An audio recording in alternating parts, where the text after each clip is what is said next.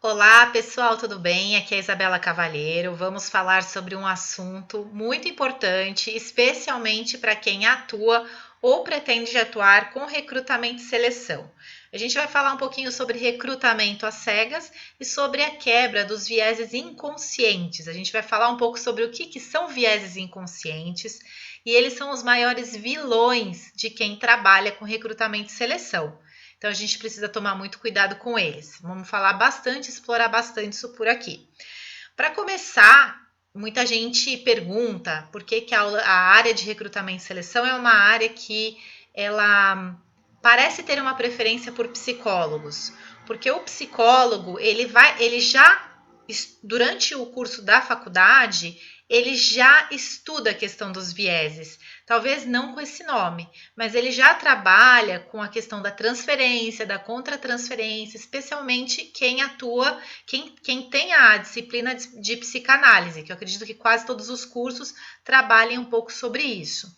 E quem não é de psicologia, muitas vezes não conhece esses termos, não conhece não sabe o que é transferência, contratransferência. E o viés inconsciente ele tem muito a ver com isso, tá? Então a gente vai abordar esse tema para justamente orientar você, seja você psicólogo ou não, como fazer para que você não permita que os seus vieses inconscientes interfiram na sua avaliação e também para que você possa implementar o recrutamento às cegas na sua empresa, tá? A gente vai entrar em alguns detalhes, vocês vão ver que não é tão simples assim, mas não é impossível, tá bom? Então vamos começar. Bom, primeiro eu queria me apresentar para vocês. Para quem não me conhece, eu sou Isabela Cavalheiro, eu tenho 20 anos de experiência na área de recursos humanos, especialmente em recrutamento e seleção. Então, a minha formação em psicologia, conforme eu já falei logo no comecinho da nossa aula, tenho pós-graduação em gestão de RH, gerenciamento estratégico de pessoas, e fiz alguns aperfeiçoamentos ao longo da minha carreira.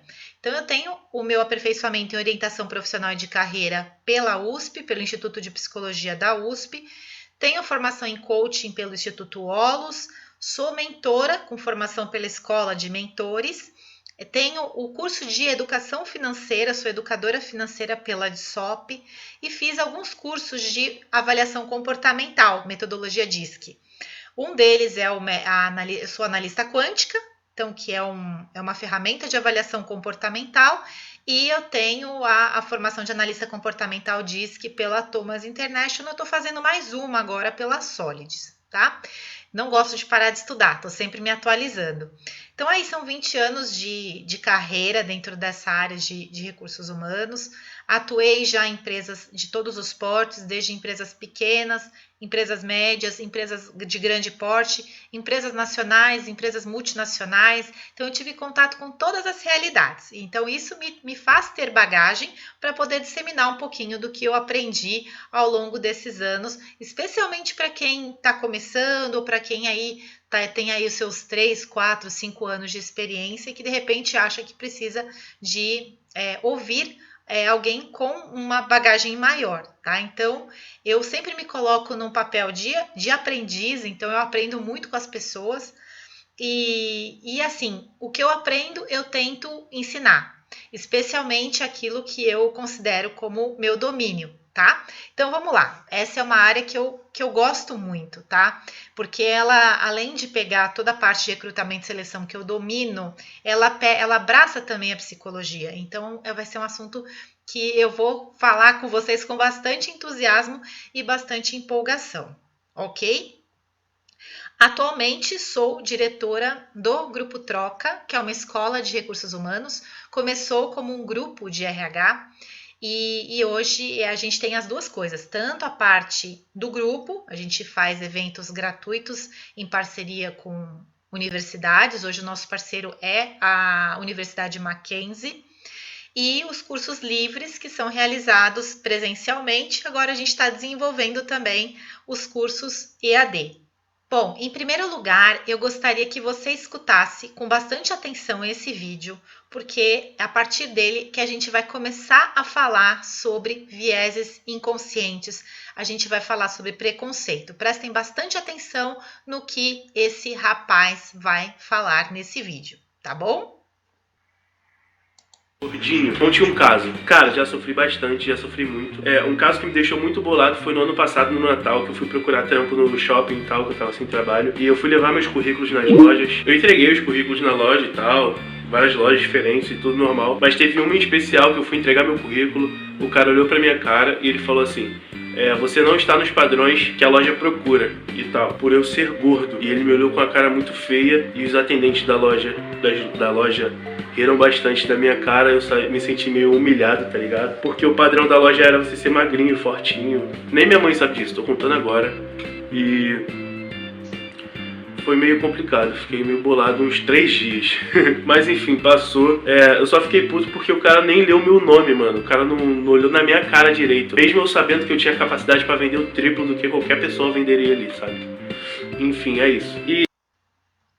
Bom, pessoal, vocês assistiram o vídeo e aí vem a minha pergunta. O que aconteceu com esse rapaz? Você acha que é uma coisa que só aconteceu com ele, que não acontece em outros lugares? Eu tenho certeza que ao assistir esse vídeo, várias imagens vieram na sua cabeça. E você provavelmente se lembrou de alguns momentos que você já vivenciou isso, ou você mesmo passando por uma situação como essa, ou você conhece alguém que já passou. Eu tenho certeza que quase todo mundo, não vou falar todo mundo, mas quase todo mundo conhece alguém que já foi vítima de preconceito por conta de aparência. Então, vocês sabem que isso não é mimimi, isso é uma realidade. Então, esse youtuber, ele está comentando, está contando a experiência dele quando ele foi procurar emprego e ele foi desprezado por ele não ter a aparência, né? E aí que entra aquela questão, quem trabalha com recrutamento e seleção sabe que a gente, o que a gente avalia quando a gente trabalha com recrutamento e seleção? Não deve ser a aparência, e sim a competência que a pessoa tem. Então ele falou assim, ele não se preocupou se eu seria capaz de vender até mais do que os fortinhos, bonitinhos que estavam lá, que são o padrão, né, da loja. Então isso pouco importou, apenas pela aparência dele, ele já foi rejeitado, não deram nem a oportunidade para escutarem a experiência dele, o que ele avaliarem o perfil comportamental dele, como que ele poderia contribuir com a sua experiência para aquela loja. Ninguém teve essa preocupação. Eliminaram simplesmente por causa da aparência. Isso é muito triste, porque a gente sabe que acontece direto. Talvez vocês estejam pensando, e muita gente me faz essa pergunta, pô, Isa, mas às vezes é o próprio dono da empresa que exige isso, né?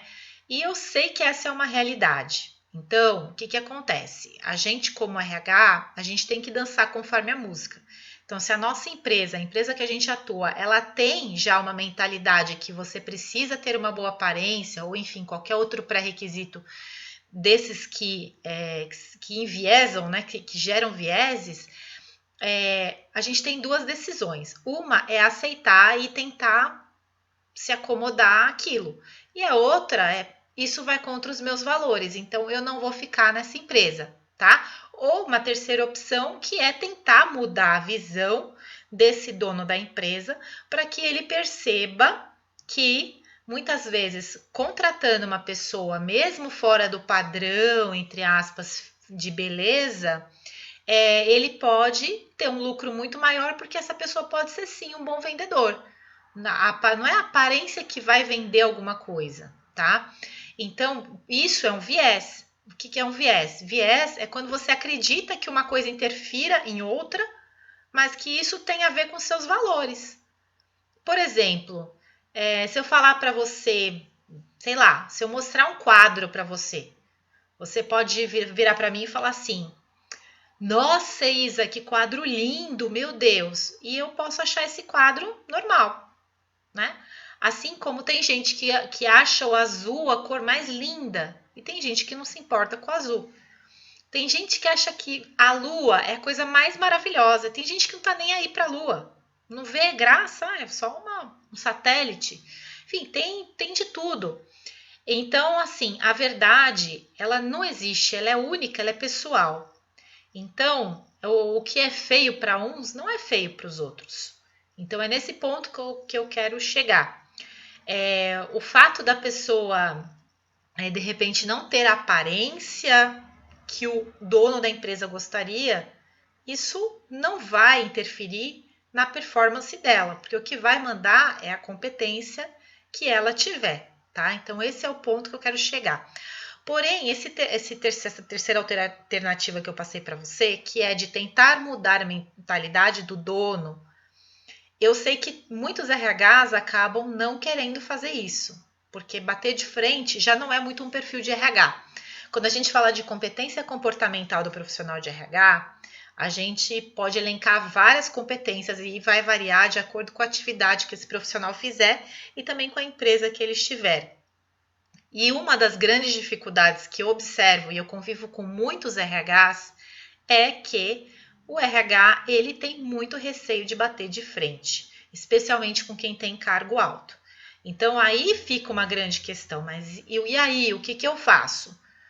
Então eu tenho essas três alternativas. Uma, ou eu aceito aquilo do jeito que é e aí entro na questão do viés, do preconceito e trabalho ali dentro daquilo porque a minha necessidade manda, nos julgamentos, tá?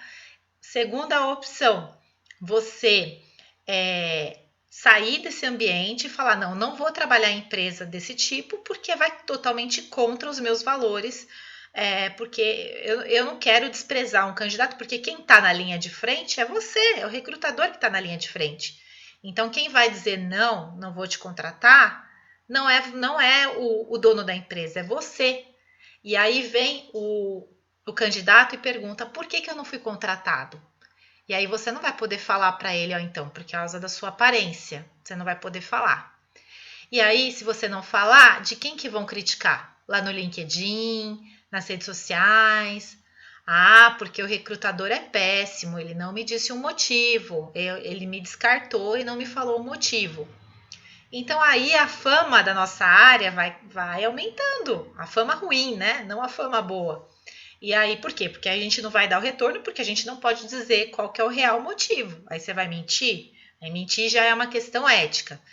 Então, tem essa outra questão. E a terceira, que é a que eu falei para vocês, que é tentar transformar essa cultura, mostrando para aquele diretor, para aquele gerente, que nem sempre a aparência é o suficiente para você julgar uma pessoa, tá? O que vai avaliar é a competência comportamental para aquela função, ok?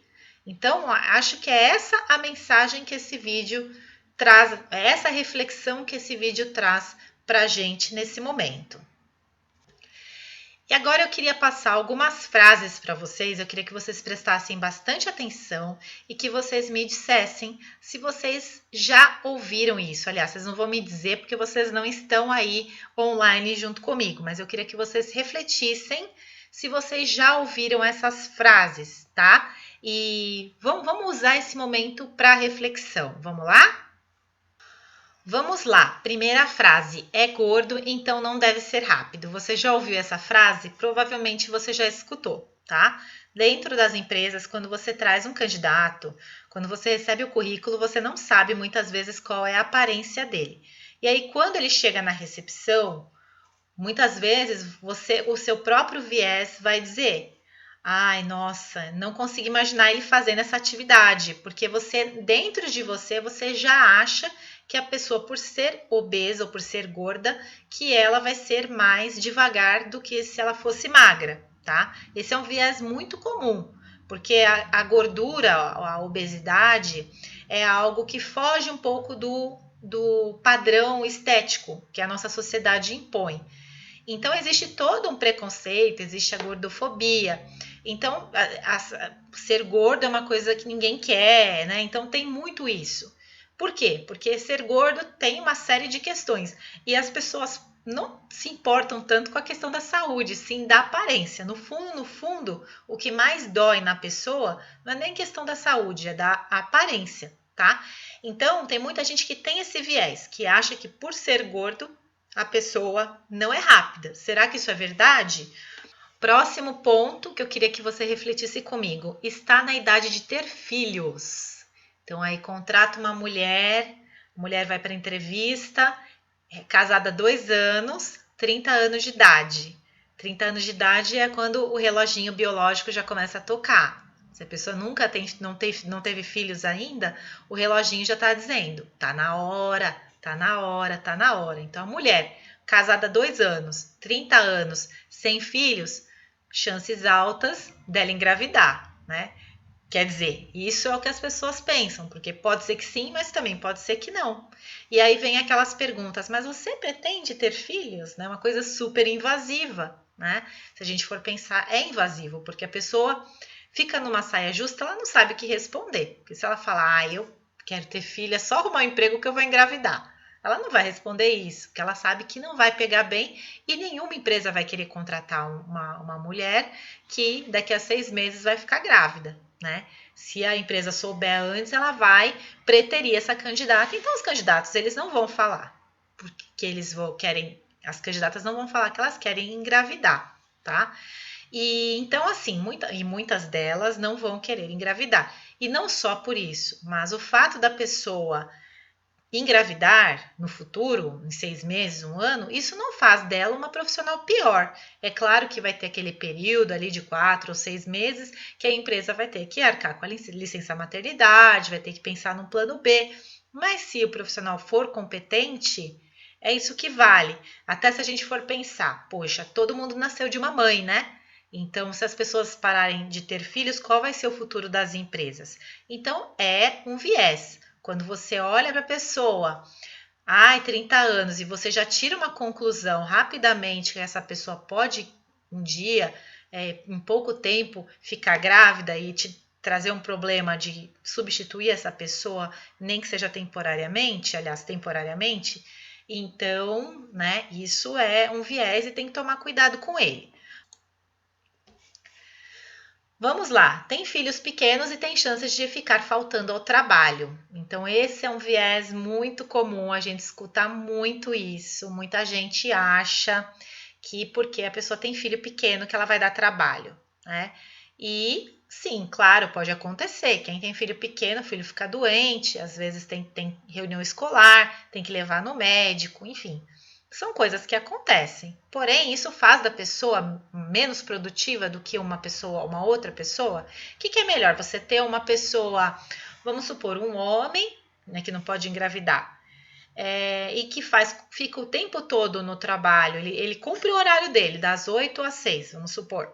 Ele fica o tempo todo no trabalho no Facebook e não produz, quase não produz ou produz muito pouco. E você tem uma mulher, por exemplo, não sei que sem querer, estou usando o exemplo do homem só para essa diferença da questão da maternidade, enfim, tá?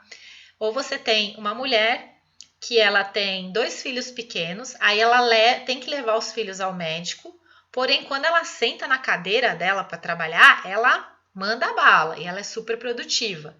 Então, não quer dizer nada o fato da pessoa ter filhos pequenos, tá? O mesmo vale para homem, é que o mercado não tem tanto preconceito quando o homem é pai.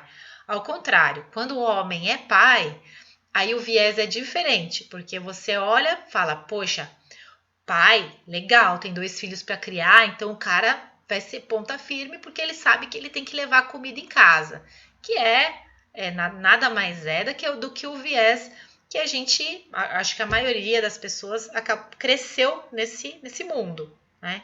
Então, de que o homem é aquele que provém, né? Ele que leva o alimento para casa. A gente sabe que não é assim que funciona, mas a mentalidade, o nosso viés ainda diz: se o homem tiver filhos, ele vai se dedicar mais porque ele precisa levar a comida para casa, como se a mulher não precisasse, né?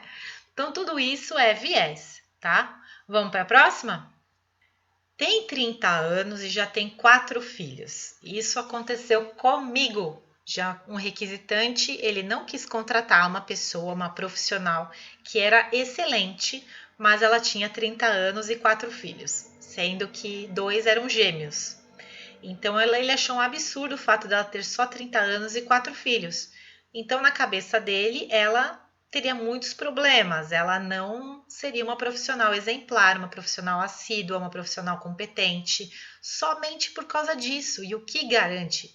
Será que realmente ela não seria uma excelente profissional só pelo fato dela ter 4 filhos? Então, isso também é um viés, tá? Próximo. Tem tatuagem, não me sinto confortável. Talvez você tenha ouvido isso, né?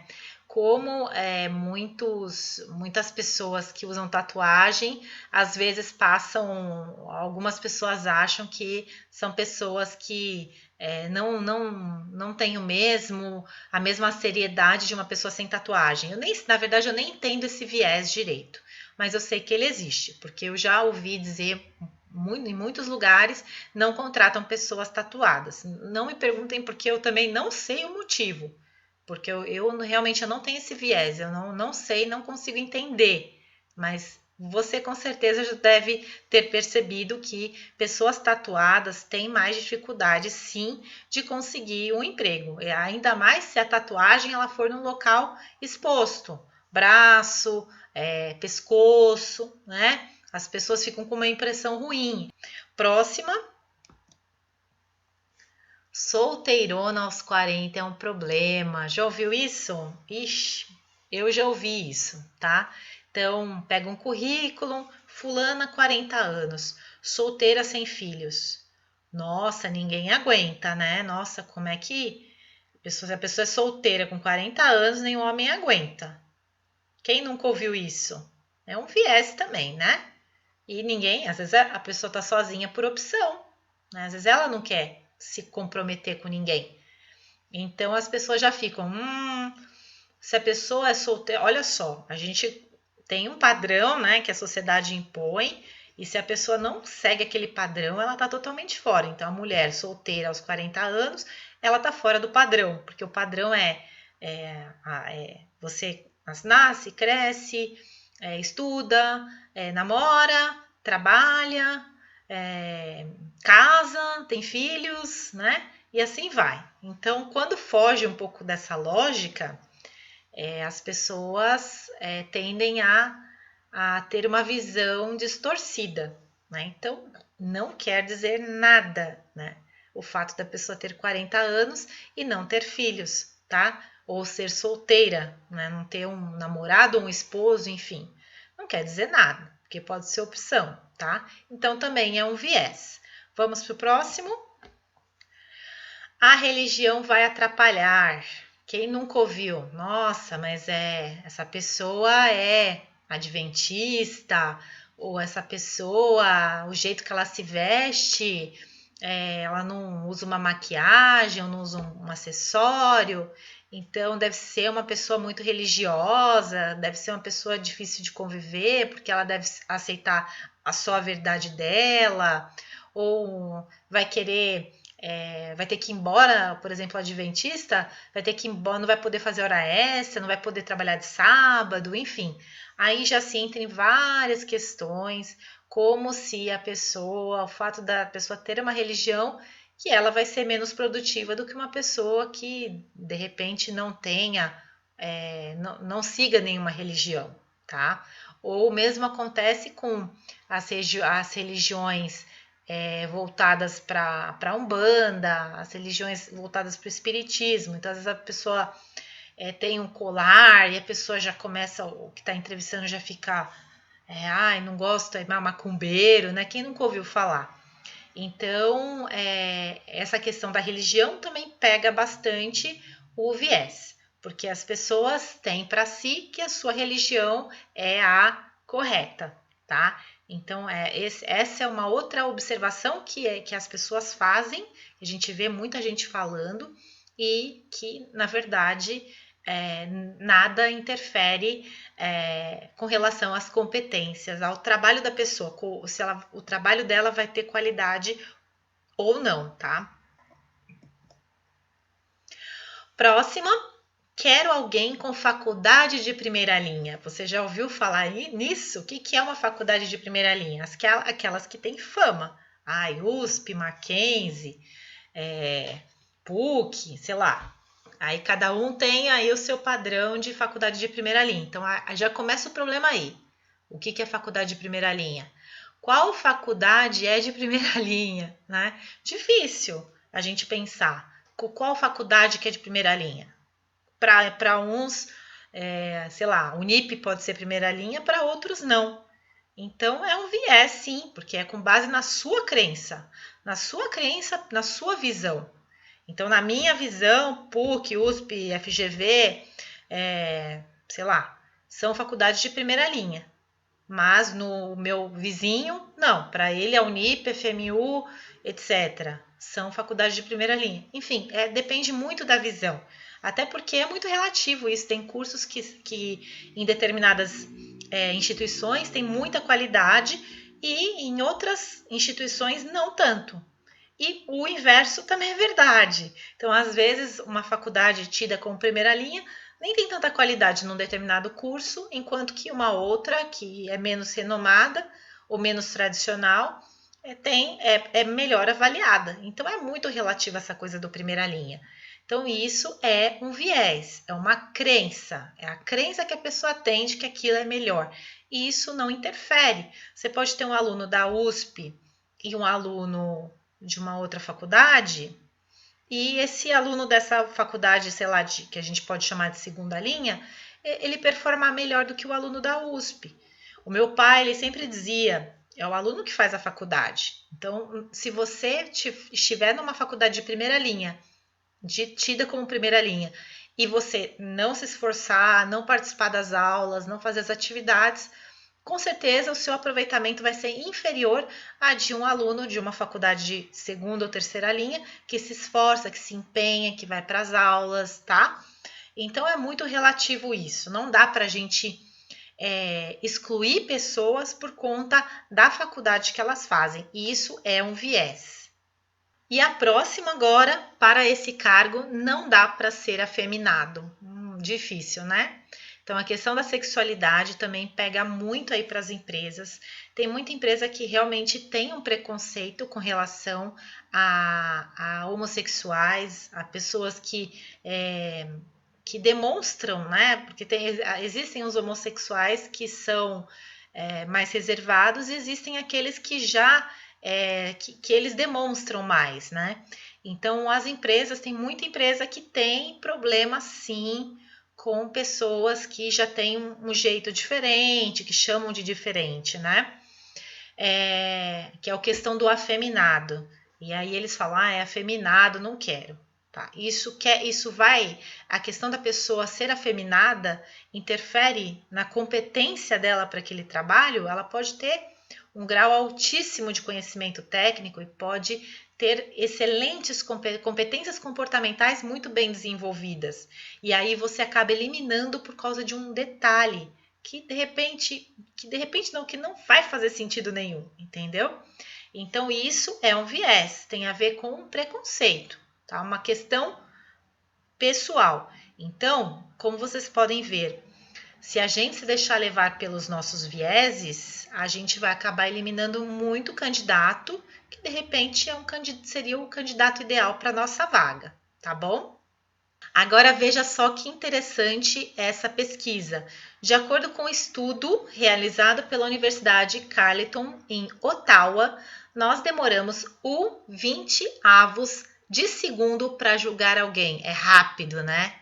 É muito rápido. E vocês vão entender o porquê de ser tão rápido. Por que a gente julga as pessoas de uma forma tão rápida e automática, tá? Vejam só. Vou puxar aqui um pouquinho. Vou pôr aqui o pequenininha, tá? Para vocês conseguirem ver. Aqui, ó. Acho que aqui a gente consegue ver. Primeiro eu queria trazer para vocês a teoria do cérebro trino. Não sei se você já ouviu falar na psicologia, para quem estuda neurociência. Com certeza quem estuda neurociência já viu alguma coisa relacionada às teorias, as teorias da neurociências, tá? Então vamos lá. Eu vou falar primeiro da teoria do Paul MacLean. Essa teoria ela é de 1974, olha como é antiga, tá? É a teoria do cérebro trino. O que é cérebro trino? Ele é dividido em 3 partes, como vocês podem ver. A gente tem essa parte verde aqui, é o neocórtex, tá? Então, o neocórtex, ele é responsável pela lógica, tá? Tudo que é lógico é aqui no neocórtex. Então, o que está no neocórtex? Primeiro, o subconsciente, tá? É o nosso HD. Vamos pensar no computador. Então, o computador ele tem um HD. O que tem no HD do computador?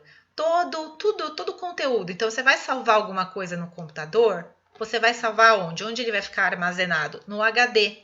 Então, as informações, elas ficam retidas ali, porque ali é a lógica, tá? Ali é a informação. Então, o nosso neocórtex ou neurocórtex é onde fica todas as informações, que é o nosso HD, tá? Então, por exemplo, vou usar alguns exemplos para você, tá? Pergunta: será que eu respiro direito? Vamos pensar na respiração. Então, quando você questiona alguma coisa, será que eu respiro direito? Você está fazendo uma pergunta racional. Quando você questiona alguma coisa, você está sendo racional. Então, toda essa parte verde do cérebro, ela é responsável pelo lado racional, pela lógica, tá? E, por outro lado, a gente tem essa partezinha amarela que vocês estão vendo aqui. Aqui, essa parte amarela é o sistema límbico. O sistema límbico, que a gente fala, o neurocórtex chamam de humano, tá? Porque ele é o grande diferencial nosso. Se a gente for comparar o ser humano com os animais, somente os seres humanos têm o neurocórtex, somente os seres humanos têm o neurocórtex, tá? Já o sistema límbico, os mamíferos têm também. Então, a gente fala que o sistema límbico é o sistema dos mamíferos. Nós somos mamíferos, logo também temos o sistema límbico. E o sistema límbico, ele é o cérebro emocional, tá? Então, é lá onde ficam armazenadas as nossas emoções. É onde tem as nossas crenças, né? Que tem a ver com o que a gente sente, tá? Então, por exemplo, falamos da respiração. Quando eu falo, eu sinto a minha respiração. Então, você vai respirar, você sente a sua respiração. Então, aquilo você está usando o lado límbico do seu cérebro, tá? É onde você diz, eu gostei, eu não gostei. É ali no límbico, que é a parte do sentimento, tá? E, por outro lado, a gente também tem esse vermelhinho aqui, que é o menorzinho, que está ali mais dentro da nossa cabeça, que é o sistema reptiliano. E aí a palavra vem do réptil. Por quê? Porque o réptil é um dos animais, um dos primeiros animais, né? E que surgiram. Então, é o cérebro, a parte do cérebro mais antiga, tá? Mais velha, né? Mais primata, vamos dizer assim. Acho que primata, acho que é melhor do que falar velha. Não, primata, tá? Então, o cérebro reptiliano não é só o humano que tem, não é só mamífero que tem, todos os animais têm o cérebro reptiliano. E o que é o reptiliano? O reptiliano, ele é o instintivo. Sabe quando um animal ele foge para não ser devorado por um outro animal? Então, ele faz isso porque ele tem um cérebro reptiliano, tá? Então, por exemplo, quando a gente vê na natureza que alguns animais eles se camuflam, eles entram no meio de lugares que eles sabem que a cor dele vai confundir a sua presa, porque é a mesma cor de onde ele está, né? Igual tem alguns animais que parecem folhas, né? Enfim, quando ele tem essa reação de fuga e de proteção, ele está usando o cérebro reptiliano.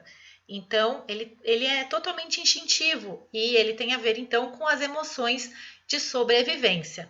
Então, por exemplo, vamos usar um exemplo. Ele é o inconsciente, tá? Então, a gente não é uma coisa que a gente consegue controlar, ok? E ele é automático. Um exemplo é respirar. Você está pensando que você está respirando? Não, você simplesmente está respirando. Um outro exemplo de sistema reptiliano. Vamos supor que você está na rua e aí você percebe que alguém vai te assaltar. Você vê alguém caminhando atrás de você. Aí essa pessoa chega e te assalta.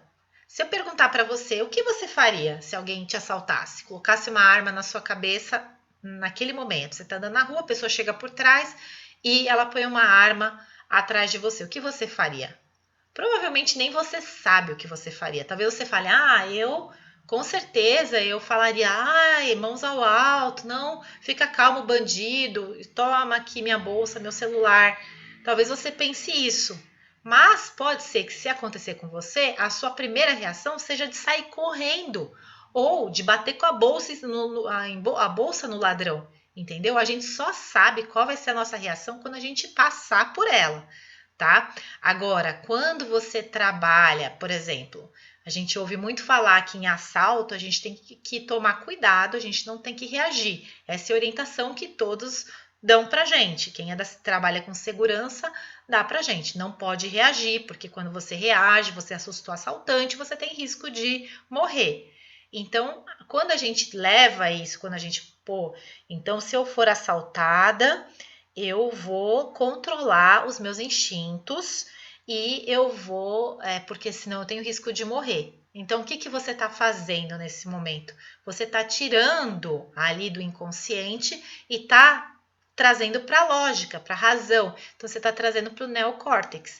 Então, aí, quando você faz toda essa assimilação, quando você entende que realmente a melhor saída é você não reagir, e entregar as coisas para o ladrão com muita calma, a chance de você ter essa reação é muito maior. Por quê? Porque você já tirou do inconsciente e você levou para o consciente, tá? Então aí você consegue controlar mais a sua reação. Porém, nem todo mundo consegue fazer isso. Mesmo com esse exercício, às vezes a pessoa pode cair nessa armadilha por mais que você saiba, não pode reagir, mas aí chega na hora, você vê uma oportunidade de dar uma bolsada na cabeça do bandido, porque o bandido, de repente, nos seus olhos, ele não é tão perigoso, aí você vai lá e pá, no bandido, né? Então, a gente só vai saber realmente o que a gente vai fazer quando a gente passar pela situação. Bom, e agora eu queria conversar com vocês sobre uma outra teoria. Essa teoria é do Daniel Kahneman, e ele fala sobre o cérebro 1, sistema 1 e sistema 2. As informações desse slide estão no livro Rápido e Devagar, Duas Formas de Pensar. Tá? Esse livro é maravilhoso, vale muito a pena para quem se interessa por neurociência.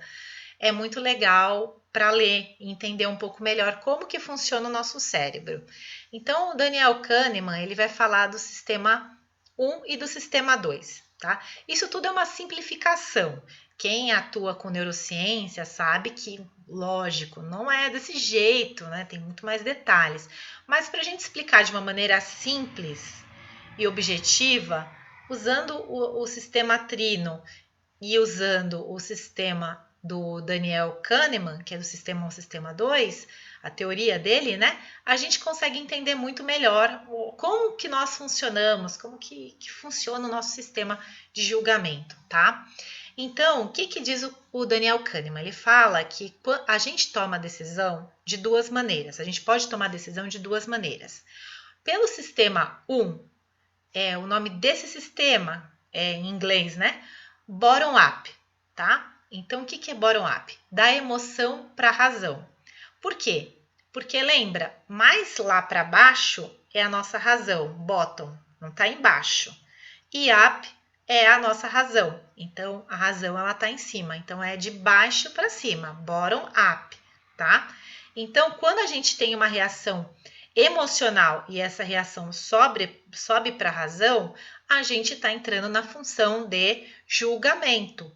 É o automático, tá? Então, por exemplo, quando você olha para uma pessoa e fala, não fui com a cara, né? Não fui com a cara da pessoa. Você está fazendo um julgamento. Por quê? Porque dentro de você te deu um sentimento que você não foi com a cara. Você não usou a razão, você usou o sentimento para não ir com a cara.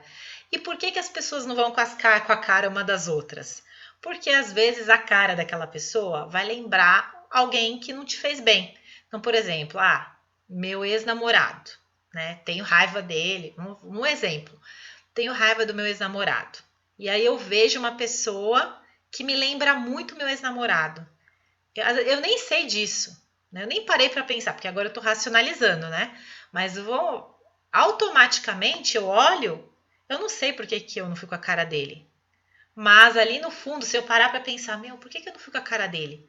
Você fala, putz, ele lembra, né, o fulano. Aí você começa a achar o motivo, aí você está trazendo para o subconsciente. E aí o subconsciente vai te explicar por que você não vai com a cara da pessoa. E aí, a partir do momento que você leva para cima, para o subconsciente, você começa a rever os conceitos. Aí você fala, não posso julgar a pessoa sem conhecer, né? Deixa eu conhecer a pessoa. Então aí você tá deixando a emoção de lado e tá colocando a razão em primeiro lugar, tá? Só que todo mundo entra nesse automático, nessa função automática do julgamento. É muito fácil cair nessa função. Todo ser humano cai nessa função do julgamento, tá? É sempre muito rápido. Por quê? Porque a emoção muitas vezes ela fala muito mais rápido do que a razão, tá? Então esse é o sistema 1. E aí temos o sistema 2. O sistema 2 é o sistema top-down. Então o que é o sistema top-down? De cima para baixo, top-down. Então você tá da razão indo para a emoção, tá? Então, nesse momento, é a hora que eu racionalizo, né? Então, eu quero me afastar. Eu pensei, realmente a pessoa não tem caráter, enfim, você já levou a partir de dados, a partir da sua análise, a pessoa fez isso, fez aquilo outro, não gosto dela porque ela fez isso, que eu acho que não tá certo. Então, nesse momento, eu tô racionalizando, tá? Então, o sistema 2 é um sistema que considera, é um sistema que avalia, é um sistema que justifica, é um sistema que analisa as opções. Então, eu tô trazendo ali da razão para a emoção, tá? Então, eu tô justificando o porquê. Tá? Então, essa é a segunda forma de pensar. Então, retomando, sistema 1 é o sistema do julgamento, que é muito comum as pessoas entrarem nesse sistema, tá? E aí ele tem a ver com reação, lembra do sistema trino, o reptiliano? É você fazer uma coisa sem pensar. E depois o sistema límbico, que é o sistema das emoções, do sentimento. Então, você reage, você julga, você opina, você simplifica. Por quê? Porque você não está usando a razão, você está usando a emoção, tá? E o sistema 2 é o contrário. Ele vem aqui do neocórtex, tá? Que é o subconsciente, e aí você pontua todos os fatores que te levaram a dizer eu não gostei dessa pessoa, tá? Porque isso e aquilo, tá? E aí sim eu tomo as minhas decisões. Então essas são duas formas de se tomar decisão pensando na teoria do Daniel Kahneman, livro Rápido e Devagar, Duas Formas de Pensar. Recomendo a leitura, tá? Bom, então agora eu gostaria que vocês prestassem bastante atenção nesse vídeo e depois a gente vai conversar sobre ele. Ele vai continuar falando sobre a questão do julgamento, tá?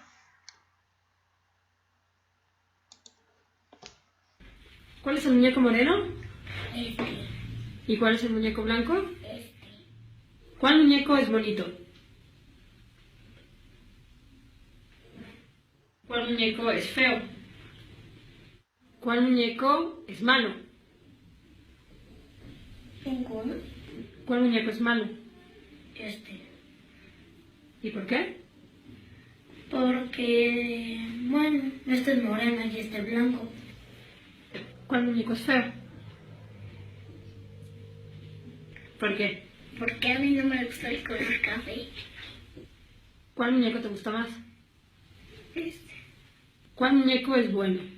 este, ¿Y por qué? Porque no me dan miedo los güeros porque tengo más confianza si los molento como así como no tengo mucha confianza. ¿Cuál muñeco es malo? ¿Por qué? No sé. ¿Cuál muñeco es feo? Este. No sé, es que me parece que está un poquito, ¿cómo te diría? Más moreno y no se ve tan blanco. Y no tiene mucho aspecto. ¿Por qué el muñeco blanco es bueno? Porque sus ojos son azules y todo su cuerpo es blanco. ¿Cuál muñeco es feo? ¿Por qué? Porque está negro. ¿Por qué ese muñeco es malo? Porque está café. ¿Y por qué que este café es malo? Porque caiga. ¿Cuál muñeco te gusta más? Blanco. Porque sus ojos están bonitos y su raza también. ¿Cuál muñeco se parece más a ti? Un poquito a Es que soy un poquito güerita de mis piernitas y de mi espalda y de mi carita y mis bracitos los tengo morenitos. ¿Cuál muñeco se parece más a ti?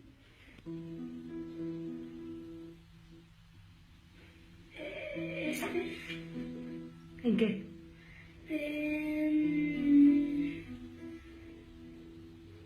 Las orejas. As orelhas. Sí, nada más. Só as orelhas. Legal, gente. Esse filme é duro, né? É duro.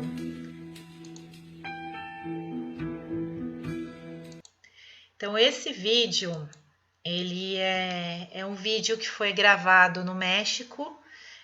O tema dele é racismo. Então, eles queriam, a intenção era avaliar racismo em crianças. Então, o que acontece? Eu posso dizer que essas crianças, elas são racistas? Não, né? Não posso dizer que elas são racistas. Na verdade, o que elas fazem? Elas reproduzem comportamentos que elas veem por aí. Então, elas assistem na televisão, elas ouvem os pais falando, elas ouvem outras crianças falando na escola, elas veem pessoas falando na rua. Aí, tudo aquilo vai formando toda a concepção dela de preconceito. Então, as crianças, ninguém nasce com preconceito. A gente adquire preconceito de acordo com as nossas vivências. Então, todos nós, seja você, eu ou qualquer outra pessoa, a gente tem sim os nossos preconceitos, porque a gente cresceu com alguns valores e estão tão internalizados que muitas vezes a gente não consegue reconhecer que a gente tem aquilo dentro da gente. Então, esse é o primeiro passo para a gente derrubar essa coisa do preconceito. É a gente entender que a gente tem, a partir do momento que a gente entende que a gente tem sim aquilo dentro da gente, a gente consegue lidar com aquilo de uma maneira muito melhor, tá? Então, vamos lá, vamos falar agora sobre os vieses inconscientes, que são o que você pode também chamar de vieses cognitivos, porque eles têm a ver com o que a gente conhece, tá? Então, quando você traz o teu viés para a razão, ele deixa de ser inconsciente. Por isso que tem muita gente que prefere falar vieses cognitivos do que vieses inconscientes. Porque quando você fala de cognição, você está falando de tudo. Inconsciente, consciente, subconsciente, enfim, você está falando sobre tudo. Agora, quando você fala inconsciente, você está falando somente quando você não conhece. E agora vocês vão ter um momento de experienciar e vocês, eu tenho certeza que já pararam para refletir sobre isso enquanto a gente conversou aí nas aulas anteriores, o quanto que a gente tem dentro da gente a questão do preconceito, tá? Isso não é crime, não é horrível, porque nós não temos culpa, a gente simplesmente absorveu aquilo que foi passado para a gente e nós criamos as nossas concepções e as nossas crenças. Então, nada melhor do que ter acesso a isso para a gente poder quebrar de vez e atuar de uma maneira neutra, sem deixar que os vieses tomem conta e interfiram no nosso processo de decisão, tá? Então, o que é o viés inconsciente? A tendência do cérebro de tomar rotas ou atalhos mentais, que são os caminhos mais fáceis. Quando a gente fala de atalho, a gente está falando de caminhos fáceis, tá? Dependendo de padrões observados, incluindo, então, estereótipos culturais, que é aquilo que eu falei, gorda devagar, não é legal contratar afeminado, não consegue trabalhar, mãe, mulher de 30 anos vai ter filho logo. Então, tudo isso são vieses, estereótipos que são passados para a gente quando a gente é criança e por isso que a gente cresce com essas crenças, tá? Então, isso para processar informações de forma rápida e subconsciente. Então, vai assim de uma maneira extremamente rápida. Se você parar para pensar, se você parar, peraí, será que eu não estou sendo preconceituoso? Mas será que a mulher de 30 anos, ela vai querer ter filho? E o fato mesmo que ela queira ter filho, será que isso é uma coisa tão de outro mundo assim? Aí pronto, quando você começa a refletir sobre um preconceito seu, sobre um atalho mental que você pegou, você começa a trazer ele para a razão, para o consciente, para esse lado cognitivo, tá? Então aí ele deixa de ser inconsciente e aí você consegue ter clareza daquilo e tomar uma decisão. Não, essa pessoa eu vou chamar para entrevista porque ela pode ter as competências exatamente as que eu preciso para essa vaga, tá? E aí, dentro dos vieses inconscientes, a gente tem alguns, eu vou destacar alguns para vocês, tá? O primeiro é o viés de afinidade. Então, o que acontece com o viés de afinidade? Nós tendemos a avaliar melhor aquelas pessoas que se parecem com a gente. Então, pessoas que são do mesmo gênero, a gente se identifica, né? Por exemplo, homens se identificam com homens em algumas questões, mulheres com mulheres. A questão da raça também faz com que a gente se identifique mais com quem é da mesma raça que a gente, tá? História de vida. Quantas vezes a gente ouve uma história de vida que parece muito com a nossa e você automaticamente já começa a gostar da pessoa porque ela parece com você, né? É muito comum isso. E etc. Então, esse é o viés de afinidade, é você gostar de pessoas que são parecidas com você, tá? E tem o viés de percepção. Então, o que é o viés de percepção? Rotulamos as pessoas a partir de estereótipos criados pela sociedade, ok? Então, por exemplo, mulheres são de humanas, homens são de exatas. Já ouviram falar disso? Fala assim, na área de humanas tem muito mais mulher, né? No curso de psicologia, se bem que psicologia tem uns que acham que é humanas, tem gente que acha que é biológicas, mas enfim, é um curso de mulher, né? E matemática, engenheiro tem que ser homem. A gente já ouviu, agora acho que não é tão mais comum, mas há tempos atrás, muitas mulheres eram discriminadas por fazer engenharia, assim como os homens eram discriminados por fazer psicologia. Macho não é, né? Tá fazendo psicologia? Eu ouvi isso na faculdade. E talvez alguns engenheiros também tenham ouvido falar que as mulheres não seriam capazes, porque era uma profissão muito masculina, tá? E aí, você gostaria de testar os seus vieses? É muito importante você fazer esse teste. Por quê? Porque quando a gente testa os nossos vieses, a gente compreende quais são eles. E aí a gente consegue eliminá-los, ou a gente consegue trazer para o racional. E aí a gente impede que eles interfiram na nossa avaliação de um candidato, tá? Então, eu vou deixar aqui para vocês um link da Harvard Business Review para você poder fazer esse teste num outro momento e entender quais são os seus vieses. É muito legal, se vocês puderem fazer, façam, porque vai ser muito importante, tá? Inclusive, esse teste é um dos utilizados para o processo do recrutamento às cegas. Então, vocês vão ver como ele é importante para você quebrar, quando você vai trabalhar, porque uma das primeiras fases do recrutamento às cegas é você mudar a cultura da sua empresa. e você muda a cultura da sua empresa, fazendo com que as pessoas tragam para o consciente os vieses que elas têm, tá? Então, quebrando esses vieses, vocês conseguem, com muito mais facilidade, implementar o recrutamento às cegas. O nome desse teste é teste de associação implícita.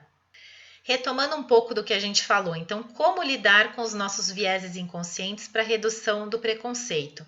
Então, a gente consegue minimizar os impactos através do quê? Do autoconhecimento. Então, se eu me conheço, se eu sei que eu estou tomando uma atitude enviesada, eu consigo eliminar esse viés com muito mais facilidade, tá? Então, quando você toma consciência daquilo que você está fazendo e que é preconceituoso, você automaticamente consegue eliminar aquilo. Porque aí você traz para a consciência e fala, não, peraí, tá errado.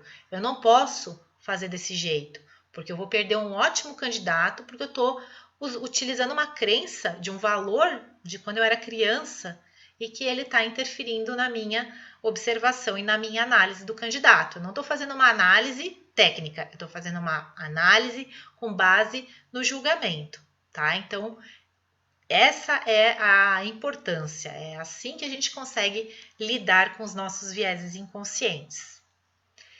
E aí eu aproveito para trazer para vocês uma frase de 1974, olha como é antiga, do Milgram, Stanley Milgram, que é um psicólogo americano, tá? E ele fala o seguinte: pode ser que sejamos marionetes controlados pela corda da sociedade, mas pelo menos somos fantoches com percepção, com consciência, e talvez a nossa consciência seja o primeiro passo para a nossa libertação. Olha só, resume tudo que a gente falou até agora, né?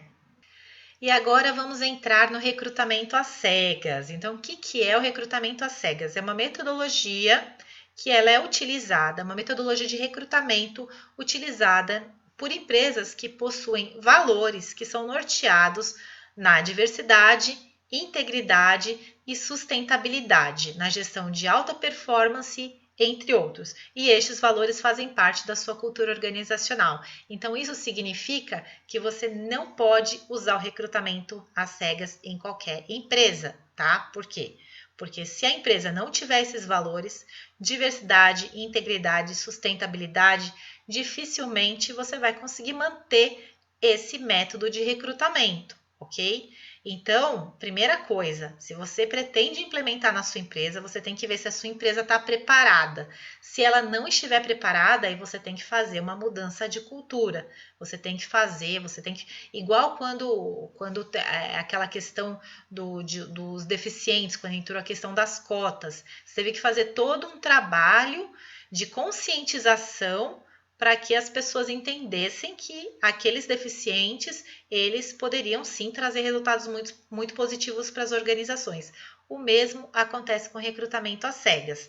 Então, para que a empresa consiga entender a importância dele, o seu papel é essencial e crucial. Você tem que, primeiro, acreditar demais nessa ferramenta, nessa metodologia, e você vai ter que levar isso e implementar essa mudança. É desafiador? Sim, é, mas se você quiser, você vai conseguir dar bons passos, de repente até fazer um teste utilizando essa metodologia, tá?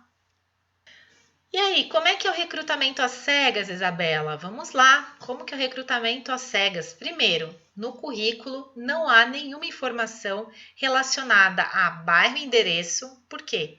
Porque quando a gente olha bairro, a gente já interpreta, é rico, é pobre, mora bem, mora mal. Então, não tem a informação de bairro e endereço, tá? Não tem informação de gênero, para a gente não entrar naquela coisa, é mulher, é homem, né? Então, porque é mulher vai ser assim, porque é homem vai ser assado. Então, a gente não sabe se é mulher ou se é homem. Na formação acadêmica, você não sabe qual que é a formação que a pessoa tem, porque a parte técnica, ela não vai importar, pelo menos a parte da formação, mas sim se a pessoa reúne as competências técnicas e as competências comportamentais para exercer aquela função, tá? Instituição de ensino também não aparece, porque pouco importa se é USP ou se é Anhanguera, não importa. O que importa é o ser humano que está por trás daquela faculdade, daquele curso que ele fez. Então, não existe também instituição de ensino, tá? Basicamente, são esses os itens que um currículo cego ele precisa ter. E aí, para você ter o currículo cego, você precisa ter pelo menos uma ferramenta de recrutamento às cegas que vá omitir essas informações para que você não consiga ter acesso. Então, uma ferramenta se faz essencial nesse momento. E aí você me pergunta, e as entrevistas? Como que elas são realizadas no recrutamento às cegas? As entrevistas, elas são realizadas através de vídeo, então a pessoa não vai até você, vai ser tudo através de vídeo. E aí, nesse momento, a voz é distorcida, sabe quando a gente vê na televisão a voz, parece aquela voz de pato, que tem um sisteminha que modifica a voz? Por quê? Porque a ideia é você também não deixar que o viés do tom de voz ele interfira, porque o tom de voz ele pode gerar viés também, tá? Além de o tom de voz, a voz em si, ela já vai entregar se a pessoa é um homem ou se a pessoa é uma mulher, tá? Então, por isso que a voz ela é distorcida para que você não consiga identificar se é um homem ou se é uma mulher. Até porque o currículo já vai ser cego, né? Você já não vai saber se é homem ou mulher, tá? E a imagem também é distorcida. Nossa, né? Para que é vídeo? Então a voz não dá para ouvir a voz, não dá para ouvir a voz original e também não dá para ver a imagem original. Sim, a imagem ela é borrada, para você não identificar se o cabelo é comprido ou curto, porque também isso pode gerar um viés em você, se ela é branca, se ela é negra, se é homem ou mulher, se é um trans, ou se é uma pessoa, um homem que tem, de repente, traços femininos, enfim, tudo aquilo que possa gerar viés, tudo isso vai ser oculto no momento do vídeo, tá? Bom, será que alguma empresa usa recrutamento às cegas? Sim, sim, temos algumas empresas que já utilizam. Não são muitas, mas existem empresas que já utilizam. Que bom, né? Então, algumas empresas que utilizam a Cargill, a GE utiliza, Votorantim Cimentos e Nubank. Nubank, pensando em reportagem, se vocês forem buscar no Google recrutamento às cegas, vocês vão ver que Nubank é uma das empresas referência em recrutamento às cegas, tá? Então tem bastante informação na internet, é legal para conhecer a experiência de cada uma dessas empresas com essa metodologia. E agora vamos falar um pouquinho sobre as vantagens da implementação do recrutamento às cegas na sua empresa, tá? O primeiro ponto é eliminação de aspectos tendenciosos no processo inicial da avaliação, que são os vieses, a interferência dos vieses inconscientes. Então, você olha um currículo, aí você fala, nesse bairro, sei não, viu? Esse bairro não é bom. É um viés, certo? A mulher, 30 anos, 2 filhos, solteira, 40 anos, enfim, são as batidas de olho que a gente dá no currículo e já trazem aí uma tendência a gente já ter uma análise, um julgamento preconceituoso, tá? Próximo, melhor avaliação e mais neutra do candidato que estiver participando do processo seletivo. Então, essa é uma vantagem. Você consegue ser mais justo. Você consegue ser mais justo porque você estará eliminando os vieses inconscientes, tá? Então, você não deixa que os seus sentimentos, os seus julgamentos, as suas crenças interfiram na sua avaliação. Você só vai avaliar pelo que o candidato trouxer de competências técnicas e comportamentais.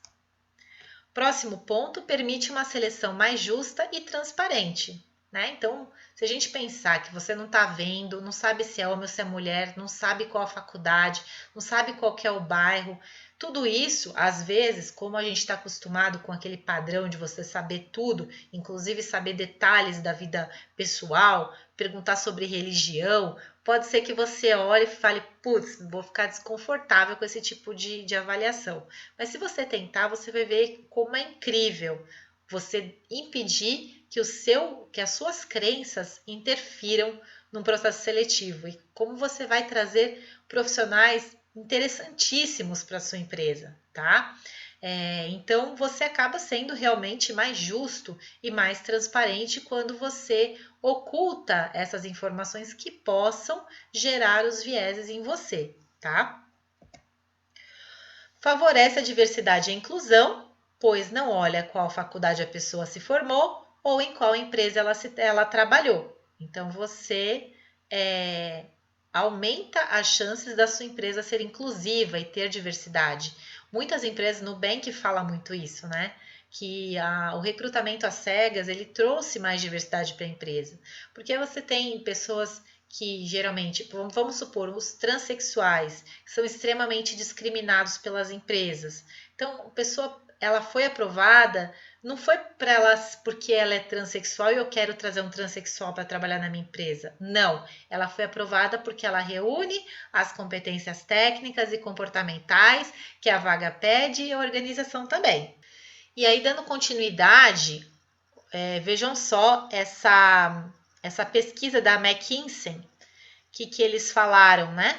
Eles avaliaram cerca de 1.000 companhias de 12 países, tá? Então, eles falaram o seguinte: empresas com maior diversidade cultural e de gênero são mais lucrativas. Mostra estudos, tá? Então, esse estudo ele mostra que as empresas que trabalham, que atuam com diversidade, elas são mais lucrativas. Não é isso que os empresários querem? Então, olha, essa pesquisa já é uma ótima ferramenta para você transformar a realidade da sua empresa. Apresenta, junta aí as informações, porque muitos gerentes, muitos gestores, muitos líderes, você só consegue convencê-los com base em números. Então, quando você leva pesquisas, quando você leva números, você consegue fazer com que eles confiem mais naquilo que você está dizendo para eles, tá? Então, olha só, essa pesquisa, de repente, é muito interessante você levar, se você quiser realmente começar com esse processo de transformação da sua empresa para você implementar o recrutamento às cegas. Então, gente, conforme eu falei, não com essas palavras, né, mas o sucesso do recrutamento às cegas, ele está diretamente ligado ao índice de maturidade organizacional para diversidade e inclusão. Então, as empresas que ainda não estão prontas para aceitar a diversidade, você vai ter mais dificuldade para implementar o recrutamento às cegas. Então, se a diversidade e inclusão estiver entre os valores da sua empresa, isso vai ser muito mais fácil, porque já se teve todo um trabalho para atuar com diversidade, então a questão do recrutamento às cegas vai ser mais fácil de ser implementada. Tá? Então, para isso, a gente precisa avaliar a nossa organização para entender qual o índice de maturidade que ela tem. É a mesma coisa do People Analytics. O People Analytics também.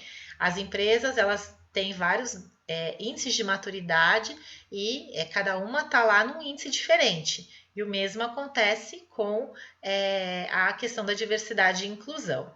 Agora eu fiquei bem pequenininha aí na tela de vocês para a gente poder ver a questão dos níveis de maturidade organizacional para diversidade e inclusão. Vamos lá? Então, assim, essa tabela, ela está dividida em inicial, o que é conhecido, o que está padronizado, o que está sendo gerenciado e o que está otimizado. Então, é claro que o inicial é o pior, né? O pior dos quadros, e o otimizado é o melhor dos quadros, tá? Então, primeira coisa, e aí na primeira coluna, né?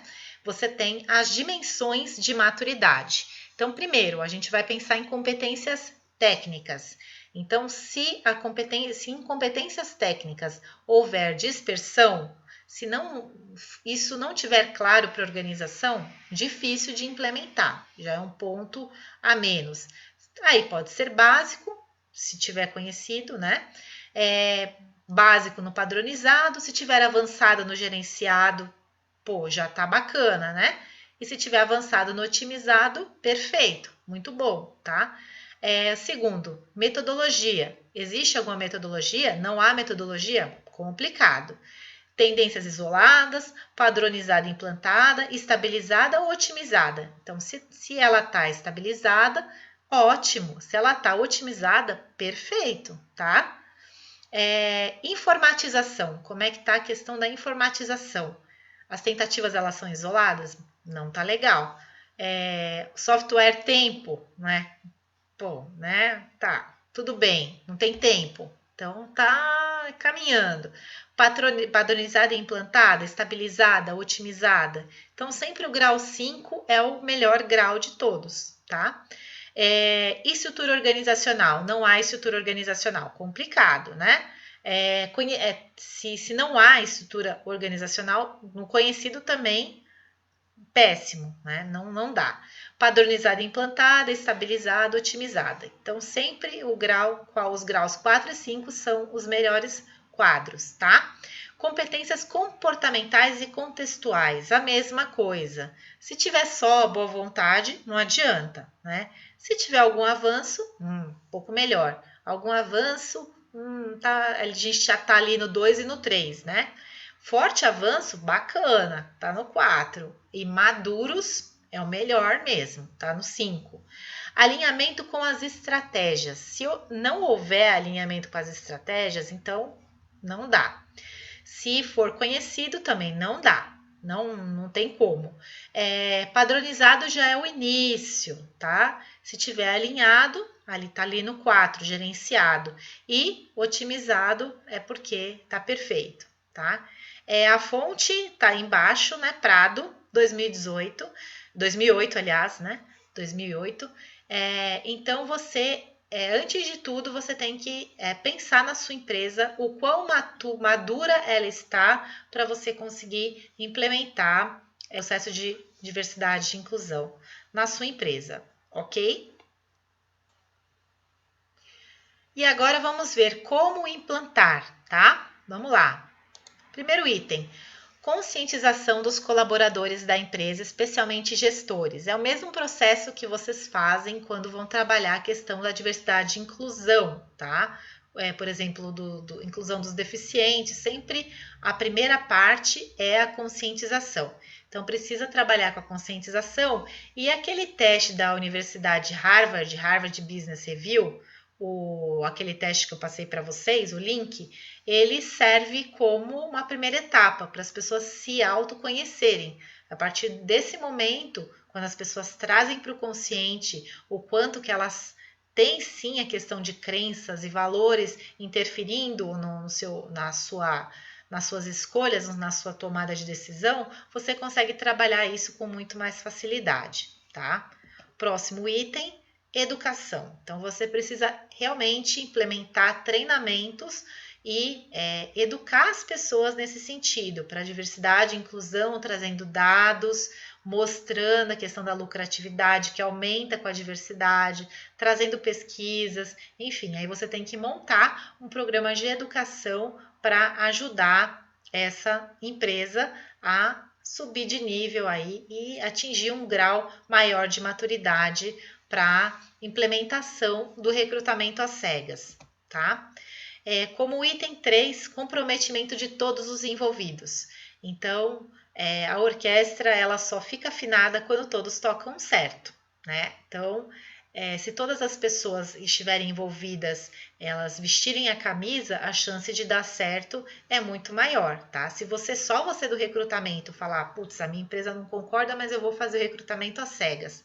Em algum momento você vai tomar uma paulada de alguém, uma cacetada, alguém vai bater de frente, vai falar que você é lunática, lunático, enfim. Então você precisa realmente que a empresa toda, que todas as pessoas, elas entendam a importância desse tipo de recrutamento, dessa metodologia, tá? E o quarto é a prática, colocar em prática aquilo, porque muitas vezes você só vai saber se vai dar certo ou não quando você implementa na prática, né? Coloca na prática para ver como que as pessoas estão sentindo isso, para você entender se precisa ainda trabalhar mais algum ponto ou se está tudo certo. E agora eu queria trazer para vocês alguns exemplos de tecnologias que são aplicadas no recrutamento às cegas.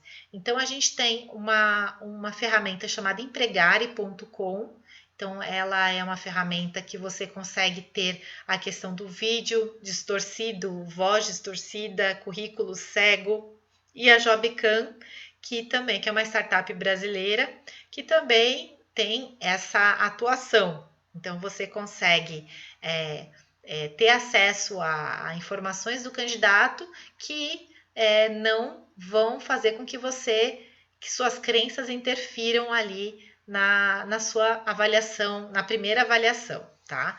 E aí você consegue ver todo esse processo. É muito legal conhecer um pouquinho a ferramenta Jobcam para vocês entenderem aí o quão rico que pode ser utilizar num processo seletivo que de repente vocês venham a fazer assim que implementarem o recrutamento às cegas, tá? Excelente alternativa para você utilizar. Então, assim, quem usa recrutamento às cegas precisa sim ter uma ferramenta. Vai facilitar muito, tá? Sem ferramenta, dificilmente você vai conseguir, por exemplo, fazer um vídeo com voz distorcida, sem imagem. Precisa sim ter uma tecnologia por trás. E aí, isso aí entra o custo, né? Então, aí você tem que fazer o levantamento do custo. Sempre antes de implementar a ferramenta, a metodologia, você precisa fazer o levantamento do custo da ferramenta e isso você vai ter que passar para frente também, né? Porque isso pode ser um fator aí, se você tiver budget, que é o orçamento da sua área, ou se você não tem o orçamento, então você tem que ver e tem que adequar aí de acordo com a realidade da sua empresa. Pessoal, muito obrigada a vocês, a atenção de vocês. Eu espero que o conteúdo tenha ajudado, tá? É claro que assim, não adianta eu aprofundar muito sobre esse tema, considerando que a maioria das pessoas que está assistindo aqui provavelmente não tem o recrutamento às cegas implementado, tá? Então, é uma segunda fase. Se a gente explorar mais esse tema, ver as falhas, os pontos fortes, enfim, entrar em detalhes a respeito dessa metodologia do recrutamento às cegas, a gente estaria falando de uma realidade que não é a atual. Então, hoje, talvez a grande dor da maioria das pessoas seja: eu quero implementar o recrutamento às cegas, como que eu faço? Por onde eu começo? Então, o que eu falei para vocês é o começo de tudo, tá? É claro que aí depois que você implementar, por exemplo, as empresas que já têm o recrutamento às cegas, aí o conteúdo teria que ser um outro conteúdo. Aí teria realmente que ser, o que deu certo, o que não dá certo, o que funciona, o que precisa melhorar. Aí daria para explorar um pouco mais, fazer uma análise crítica. Então, nesse primeiro momento, o que importa é isso. É você olhar para a cultura da sua empresa, verificar se realmente ela permite que você faça esse tipo de recrutamento, tá? Se a sua empresa ela tem como valor a questão da diversidade, da inclusão, da sustentabilidade, tá? E se é possível também você fazer uma mudança de cultura na sua empresa. E o quanto que as pessoas estão abertas para a questão da diversidade e inclusão. Então, primeira coisa, olhar para a sua empresa. Você já trabalha com deficientes, já com a questão das cotas? Como que é isso na sua empresa? De repente, isso pode te dar um norte. Pô, foi tranquilo implementar a questão da diversidade e inclusão na minha empresa. Hoje tem muitos surdos, cegos, enfim, cadeirantes trabalhando na minha empresa e eles estão super bem, a empresa aceita super bem, os funcionários super acolhem e tratam, assim, são pessoas que são iguais a todas as outras, né? Só tem algumas limitações, mas a questão de competências, eles são até mais competentes do que alguém que anda, por exemplo, que enxerga, que escuta bem, né?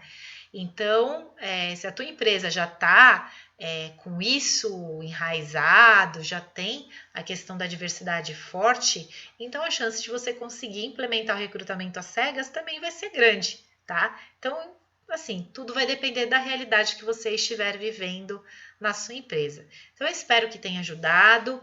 Grupo Troca, qualquer dúvida, pode entrar em contato comigo, tá?